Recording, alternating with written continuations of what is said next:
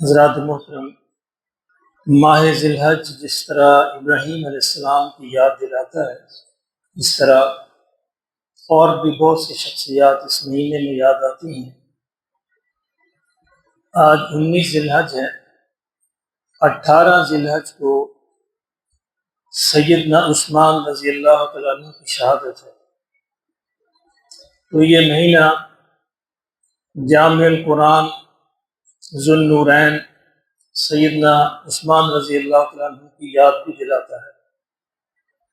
عجیب اتفاق ہے کہ جس برس آپ کی شہادت ہوئی ذی الحج کا مہینہ تھا، 18 تاریخ تھی، 30ویں مہینہ بھی جون ہی تھا، اس برس بھی جون ہی ہے، 17 جون تھی، 18 ذی الحج تھی اور جون کی 17 تاریخ تھی۔ جو آیت کریمہ میں نے آپ کے سامنے تلاوت کی ہے، یہ اصل میں سیدنا عثمان کی شان میں نازل ہوئی ہے۔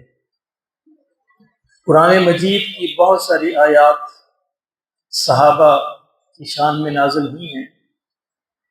کچھ آیات تو تمام صحابہ کے لیے ہیں اور کچھ آیات خاص صحابہ کے لیے ہیں، جس طرح سیدنا ابو بکر کے لیے اذ ہما فی الغار، وہ خاص حضرت ابو بکر کے لیے ہے۔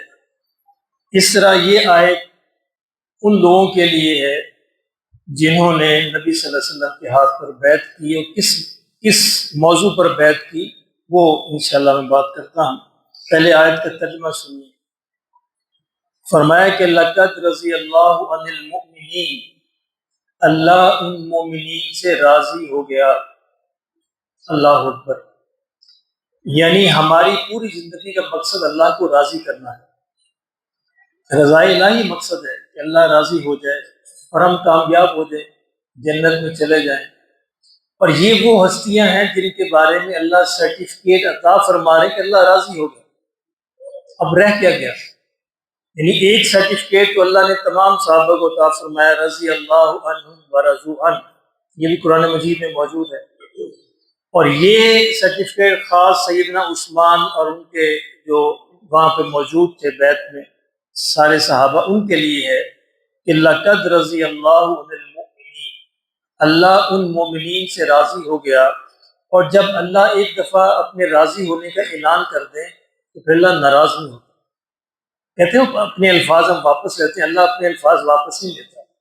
اللہ فیصلہ ہوتا ہے، اللہ جب راضی ہو گیا تو راضی ہو گیا۔ لیکن یہی اکثر میں یہ عرض کرتا ہوں کہ جنت میں جانے کے بعد سب سے بڑا جو انعام ہے عام مومنین کا، ہم جیسے مسلمان جو ہیں ان کا سب سے بڑا انعام یہ ہے کہ ایک مدت کے بعد جب اللہ چاہیں گے، اللہ جانتا ہے کب چاہیں گے، اللہ اعلان فرمائیں گے کہ مومنوں میں تم سے راضی ہوں، اب میں تم سے کبھی ناراض نہیں ہوں گا۔ اب مومنین کو یہ ایک خدشہ جو تھا نا کہیں جنت سے پھر نہ نکال دیے جائیں، اب وہ خدشہ ختم ہو جائے کہ اللہ نے اعلان فرما دیا کہ اب میں تم سے کبھی راضی نہیں ہوں گا۔ یہ مومنین کا سب سے بڑا انعام ہے جنت میں، اور صحابہ کا سب سے پہلا انعام ہے دنیا میں۔ اندازہ فرمائے ہمارے مقام کا کتنا فاصلہ ہوگا۔ یعنی وہ انعام جو ہمارا سب سے بڑا اور آخری انعام ہے، صحابہ کا پہلا انعام ہے، بات ہی یہاں سے شروع ہوتی ہے۔ لقد رضی اللہ عن المؤمنین، اللہ ان مومنین سے راضی ہو گیا۔ ہوا کیا تھا، 6 ہجری میں نبی صلی اللہ علیہ وسلم جب مدینہ تشریف لائے ہوئے 6 برس بیت گئے تو مکہ کی یاد آتی تھی، بیت اللہ شریف کی یاد آتی تھی۔ اللہ نے خواب دکھایا کہ آپ عمرہ کر رہے ہیں۔ نبی کا خواب بھی وہی ہوتا ہے، تو نبی صلی اللہ علیہ وسلم نے اعلان فرما دیا کہ اس سال ہم عمرے کے لیے جائیں گے۔ 1400 صحابہ فوراً جمع ہو گئے کہ ہم بھی آپ کے ساتھ جائیں۔ تو 1400 لوگوں کا یہ قافلہ اب یہ روانہ ہوا مکہ مکرمہ کی طرف، اور ان کے پاس کوئی ہتھیار نہیں ہے، کوئی ہتھیار ساتھ نہیں لیا، احرام باندھے ہوئے ہیں تاکہ پتہ چل جائے کہ ہم صرف عمرے کے لیے آ رہے ہیں، مکہ والوں کو پریشانی نہ ہو کہ شاید جنگ کے لیے آ رہے ہیں۔ کوئی تلوار، کوئی تیر، کوئی نیزہ، کوئی زرہ، کچھ بھی ساتھ نہیں لیا، صرف قربانی کے جانور اور احرام۔ اللہ اکبر۔ اب اس حال کے اندر یہ سفر ہو رہا ہے، چلتے چلتے یہ پورا قافلہ حدیبیہ کے مقام پر پہنچا۔ حدیبیہ مکہ مکرمہ سے بالکل قریب ہے۔ جو لوگ حج اور عمرے کے لیے جاتے ہیں ان کو میں بتا بھی دوں کہاں پہ ہے۔ جب آپ جدہ سے مکہ مکرمہ جاتے ہیں تو مکہ مکرمہ داخل ہونے سے پہلے ایک بڑی چیک پوسٹ آتی ہے، یہ حدیبیہ ہے، بالکل قریب ہے مکہ۔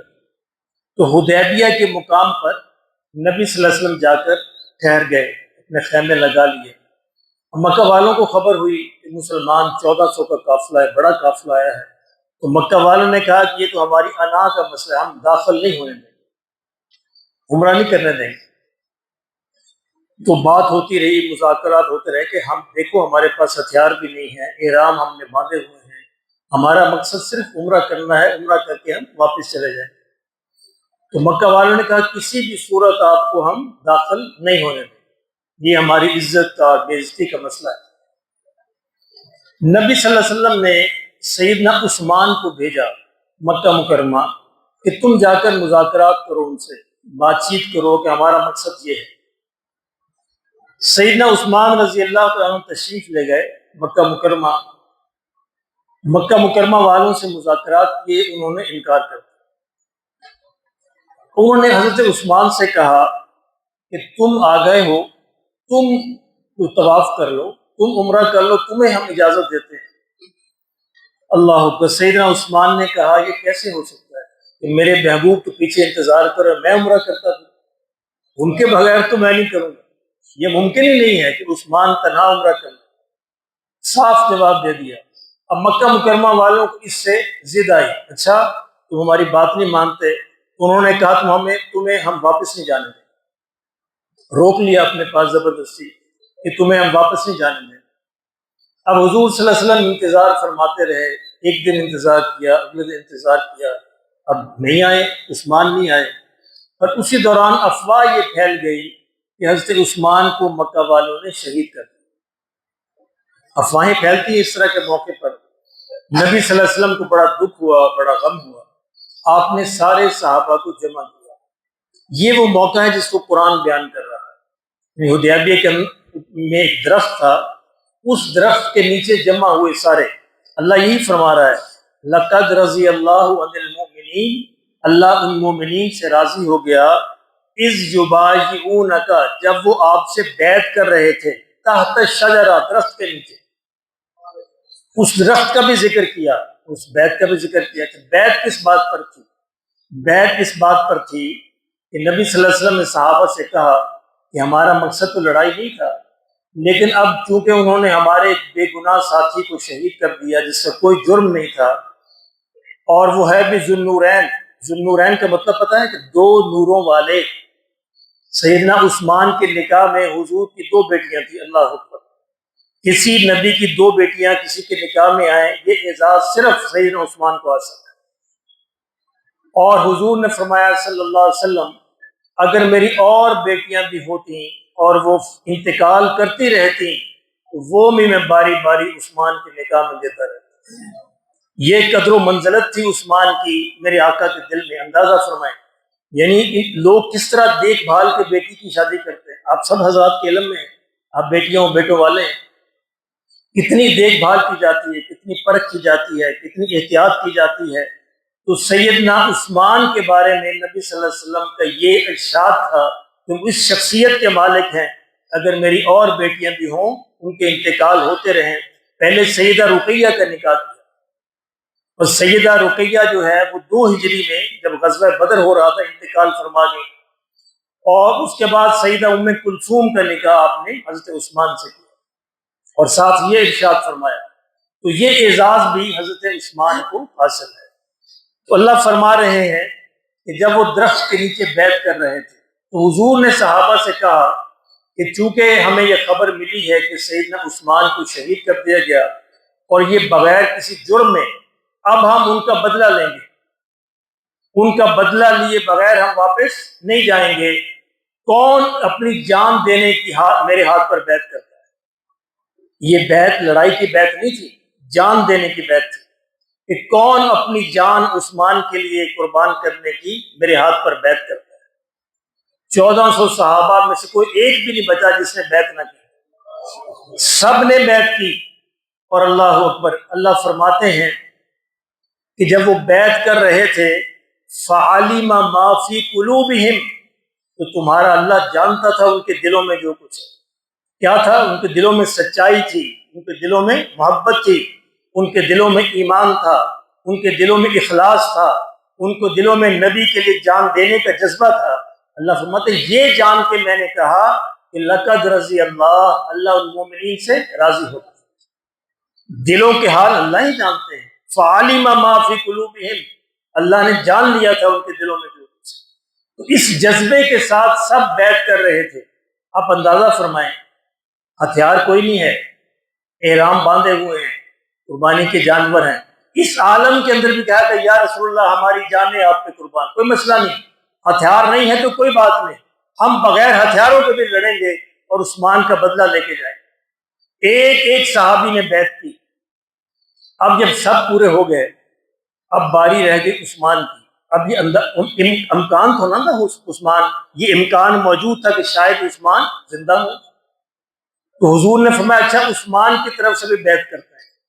میرے آقا نے اپنا بایاں ہاتھ آگے بڑھایا اور دایاں ہاتھ اوپر رکھا، کہا یہ عثمان کا ہاتھ ہے، یہ میرا ہاتھ ہے، اور میں عثمان کی اپنی طرف سے بیعت کرتا ہوں۔ یہ اعزاز بھی عثمان کو حاصل ہے کہ حضور نے اپنے دائیں ہاتھ کو عثمان کا ہاتھ قرار دیا۔ اچھا یہیں پہ بات ختم نہیں ہوئی، اللہ کیا فرماتے ہیں؟ ید اللہ فوق ایدیہم، اے مومنو اللہ کا ہاتھ بھی تمہارے ہاتھ کے اوپر تھا، تم اکیلے نہیں تھے، اللہ کا ہاتھ بھی تم سب کے ہاتھ کے اوپر تھا۔ یہ وہ بیعت ہے جو سیدنا عثمان کے لیے لی جا رہی تھی، اور قرآن مجید بڑے اعزاز کے ساتھ اس کا ذکر کر رہا ہے۔ سورہ فتح ہے اور اس سورہ فتح کے اندر آیت نمبر 19 ہے، جا کے پڑھیے، دیکھیے اس کی تفسیر۔ یہ خاص اعزاز سیدنا عثمان کو حاصل، اور سب صحابہ نے بیعت کی، انشاءاللہ ہم اپنی جانیں دے دیں گے، ہم واپس نہیں جائیں گے۔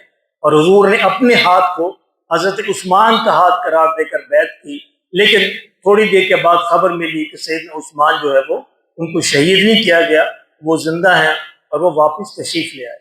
لیکن اندازہ فرمائے ان کی قدر و منزلت کا، ان کے مقام کا اور مرتبے کا، کہ اللہ رب العزت نے قرآن مجید میں اس واقعے کو بیان کیا، اور اللہ کے نبی نے اپنے ہاتھ کو حضرت عثمان کا ہاتھ قرار دیا۔ یہ وہ عثمان ہے جن کو اللہ نے اعزاز بخشا تھا، جن کا 18 ذی الحج یوم شہادت ہے۔ اور جو حضرات تشریف لے گئے ہیں عمرے کے لیے، حج کے لیے، وہ یہ بھی جانتے ہوں گے کہ جب مدینہ منورہ جائیں تو آج بھی مدینہ منورہ کے اندر ایک ہوٹل موجود ہے، اس ہوٹل کے اوپر لکھا ہوا ہے وقف عثمان ابن عفان۔ ابھی جائیے دیکھیے، آپ ادھر نکلیں گے نا باب فہد سے باہر، تھوڑی دور ہے، وقف عثمان ابن عفان۔ یہ بھی ایک عجیب کہانی ہے۔ اللہ جب قبول فرماتے ہیں تو پھر اس طرح قبول فرماتے ہیں۔ میرے آقا جب تشریف لائے مدینہ میں، پانی کی بڑی کمی تھی، ایک ہی میٹھے پانی کا کنواں تھا، بیر روما جسے کہا جاتا ہے، اور وہ ایک یہودی کی ملکیت تھا، اور وہ بڑا تنگ دل کنجوس آدمی تھا، مسلمانوں کو تنگ کرتا، پانی کی قیمت بھی ڈبل لیتا، پانی نہ بھی دیتا۔ تو میرے آقا نے فرمایا صلی اللہ علیہ وسلم، کون ہے جو جنت کا سودا کر لے اس کنویں کے بدلے؟ کون ہے جو جنت کا سودا کرتا ہے؟ عثمان کھڑے کہ یا رسول اللہ میں حاضر، میں اس کنویں کو خریدتا ہوں۔ حضور نے کہا کہ اس کنویں کو خرید کے کون ہے جو وقف کر دے مسلمانوں کے لیے؟ تو حضرت عثمان نے اس کنویں کو خرید لیا۔ اچھا، کنواں اس زمانے میں آدھا بھی خریدا جا سکتا تھا، پہلے آدھا خریدا۔ آدھے کا مطلب یہ ہے ایک دن مسلمان پانی لیں گے، ایک دن دوسرے پانی لیں گے۔ آدھا خریدا، اور جب آدھا خرید کے جس دن مسلمانوں کی باری ہوتی اس دن سیدنا عثمان نے اعلان کیا کہ باقی بھی لے سکتے ہیں، کوئی مسئلہ نہیں، وہ بھی لے سکتے ہیں۔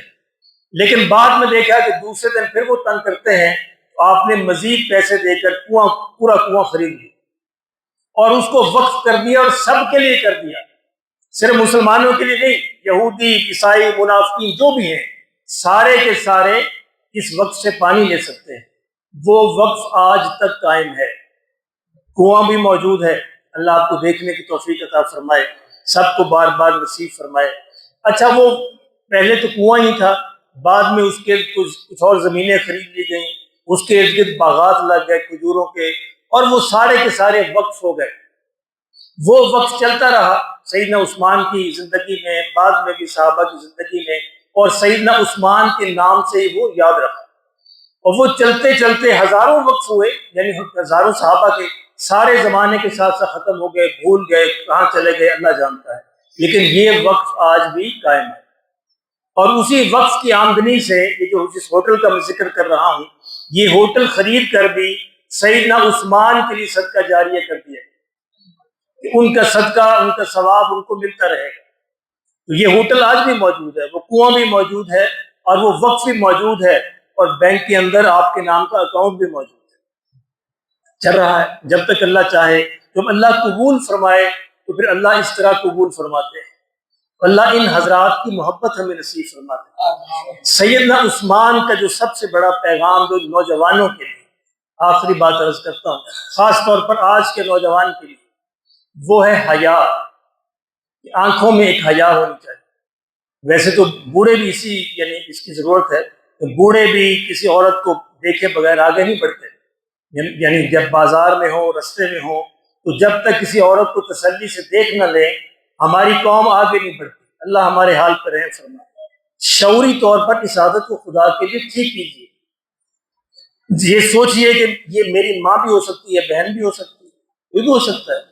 دوسرے پسند کریں گے کہ میں پسند کروں گا کہ دوسرے اس سے تاڑ کر اس کو دیکھیں۔ اگر آپ کے دل میں آئے تو اپنی نگاہوں کو کنٹرول کیجیے، اللہ اس پہ اجر دے گا۔ یعنی جو شعوری طور پر جان بوجھ کر اپنے آپ کو بدی سے روکتا ہے، اس کو نیکی کا ڈبل ثواب ملتا ہے۔ ایک اس نے بدی سے روکا، اپنے نفس کو روکا، کنٹرول کیا، اور ایک اس نے نیکی کی۔ اس عادت کو بدلیے خدا کے لیے۔ آج کے نوجوان کے لیے سیدنا عثمان کا سب سے بڑا جو اسوہ ہے وہ ہے حیا۔ آپ بہت ہی حیادار تھے، حدیث میں آتا ہے کہ شرمیلی لڑکیوں سے بھی زیادہ حیادار تھے۔ آقا دو عالم صلی اللہ علیہ وسلم تشریف فرما تھے اپنے گھر کے اندر، اور گرمیوں کا زمانہ تھا، تہمد آپ نے باندھی ہوئی تھی، اور آپ کی پنڈلی مبارک ننگی تھی۔ ہو جاتا ہے گرمی کے زمانے میں۔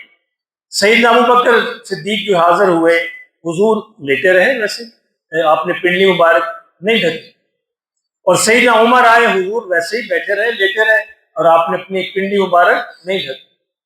کہا جی عثمان آئے ہیں، حضور اٹھ کر بیٹھ گئے اور اپنی پنڈلی کو ڈھک لیا۔ صحابہ نے کہا یا رسول اللہ صلی اللہ علیہ وسلم، ابو بکر آئے آپ اسی حالت میں رہے، عمر آئے آپ اسی حالت میں رہے، عثمان آئے تو آپ فوراً آپ نے اپنی پنڈلی مبارک کو ڈھک لیا۔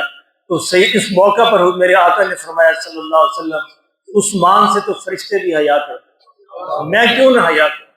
یہ وہ عثمان ہے جس کو اس امت نے 18 ذی الحج کو شہید کر دیا، اور اس حال میں شہید کیا کہ 40 دن پانی بند رکھا، اور اس حال میں شہید کیا کہ آپ قرآن مجید کی تلاوت فرما رہے ہیں، اور اس اپنی شہادت سے چند یعنی ایک دن پہلے آپ اپنے گھر کی چھت پر چڑھے، اور چھت پر چڑھ کر آپ نے اعلان کیا، مسلمانوں مجھے جان لو کہ میں کون ہوں، دیکھ لو میں کون ہوں، اور میں آج تمہیں یہ کہتا ہوں اگر تم نے مجھے شہید کر دیا، خدا کی قسم قیامت تک تم کبھی اکٹھے نہیں ہو سکو گے، تمہارے اندر ایسا تفرقہ پھیلے گا، اختلاف پھیلے گا کہ تم قیامت تک پھر کبھی اکٹھے نہیں ہو سکو گے۔ یہی ہو رہا ہے۔ اس کے بعد وہ فرقہ بازی شروع ہوئی، وہ تفرقہ شروع ہوا جو آج تک چل رہا، اور یہ میرے یعنی حضرت عثمان نے فرما دیا تھا، اور ان کی زبان سے نکلی ہوئی بات تو اللہ پھر پتھر کی لکیر کی طرح پوری فرما دی۔ تو یہ عثمان کی شہادت ہے 18 ذی الحج کو۔ اللہ کریم جو ان کی محبت نصیب فرمائے، ان کے اسوہ حسنہ پہ چلنے کی توفیق عطا فرمائے، اور ہم سب کو اس حیا کا ایک قطرہ نصیب فرما دے جو سیدنا عثمان کے لیے اللہ نے خاص فرمائی تھی۔ سنت ادا فرمائے۔